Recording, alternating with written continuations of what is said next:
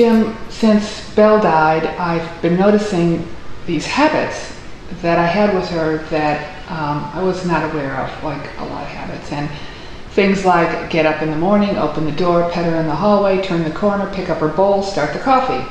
Or before I go anywhere, I run upstairs to see how she's doing.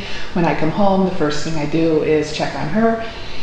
And it's like she was an attention point and a habit in my life that I was not aware of. So what that does is it makes me wonder, what other habits or patterns do I have in my life that I'm not even recognizing, you know? Well, this is what we all do. We all have these patterns and habits. We have these thoughts and we have these emotions, beliefs. So if you think about it in a constructive way, how does all that happen in the first place? So how do we get programmed into a certain set of flow? So you have an awareness, and then you create the awareness into a belief. This is a truth. And then you may have it observed once or twice more, which anchors the belief that this is the truth. And then based on that belief, you have a response. And the response is when X, then Y. And that begins to create that habit. But it was completely unconscious. Well, it's the mechanics of it. See, then the habit basically becomes a routine pattern. And routine patterns drop into unconsciousness. I just go to the refrigerator, open the door, and expect or respond in a certain way. So these patterns, these beliefs, habits, and then thoughts and emotions that support. And so you begin to have this habit, and it's a repetitive process. Mm-hmm. And it's an unconscious set of thoughts. I will do this, and it just keeps happening. So we've talked about this lots of times in Mastering Alchemy. You create this electromagnetic field of, you have a thought, and then you have an emotion, and then you begin to wrap the thought around the emotion. The same thing happens with patterns. You have a belief and a habit, and then you begin to have this unconscious set of thoughts that I open the door with my left hand and I push it to the right. Things that we do that are that simple. So, but as you begin to start to notice things like somebody dies, you begin to have a clear interruption of the patterns. Yeah. And so that's what you're talking about. You see, that's where everybody is beginning to have these expectations. Remember back in December when I talked about the solstice and these 3 waves of light that were coming in. Right. And 2 of those waves were very reconstructive. And the 3rd wave was very much a smoothing out. Mm-hmm. And so people are beginning to see more and more of their habits and their beliefs, and they're all being disturbed, if you could, with these 2 waves that are coming up. They are being pushed out of the habit. And I'm thinking that the habit isn't a bad thing. Me noticing this pattern with her isn't bad. There's probably habits and patterns that everyone have in their life that don't serve them.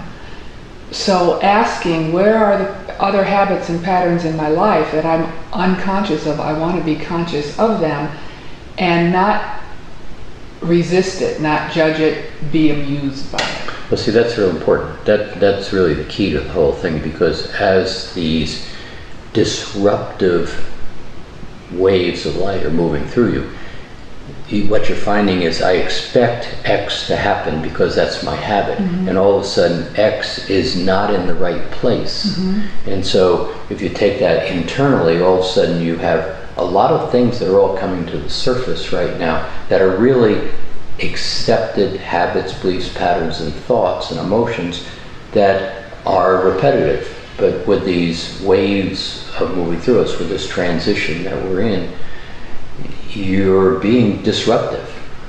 And so disruptive is not a bad or a good thing, it just is an interruption of what was. And so your point of making it an awareness and an amusement and not a problem. The challenge that we're experiencing on the planet is that this disruptive waves of patterns or interruptions that are coming about are causing people to go into fear. See, everybody we're talking to here mostly has a sense of what we're talking about. But the average person walking on the street, they don't have a sense of it. And all of a sudden, their life is not in that common flow of habit, belief, and pattern. So they fall apart. And so they go immediately into their habit of fear. If X isn't right, then therefore something's wrong. So you're seeing people all around you beginning to go into a reactive nature, third dimensional.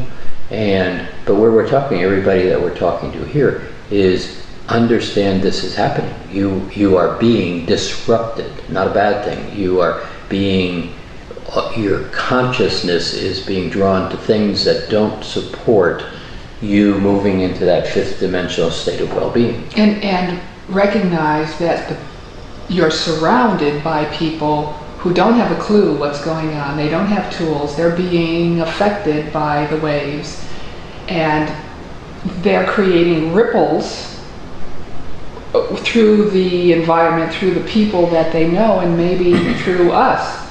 And so it's like we're in this earthquake that's around us, but we're standing on stable ground. And so knowing that and using the tools are going to be helpful in navigating, getting through all the chaos that's around.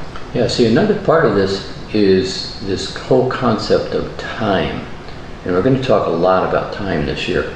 But this process of if something happens, we immediately go into the future and make an assumption about a conclusion. And you saw that significantly in the election process, after the election, the disruptive nature of the election, and then the assumptions that were being made. All that was really being done is my status quo, my belief, right, wrong, good, bad, should, shouldn't, is going to be threatened. And some of that is going to be tremendous. Some of it is, in fact, going to be very disruptive. So the key, though, is not going into that future space and then assigning a value to it. This is good or this is bad. If you can basically start to recognize that you are being disrupted, the intention of these waves of light is to disrupt you. That's not a bad thing. That's not meant to be a destructive thing. It's just a disruption. In that disruption, you begin to say, well, Belle's not here anymore, and I don't need to leave the water bowl on the floor after 6 months. That's not really true. I can pick it up and I can move it. I can rearrange my habits and my beliefs. So this process that we're in is all about disruption.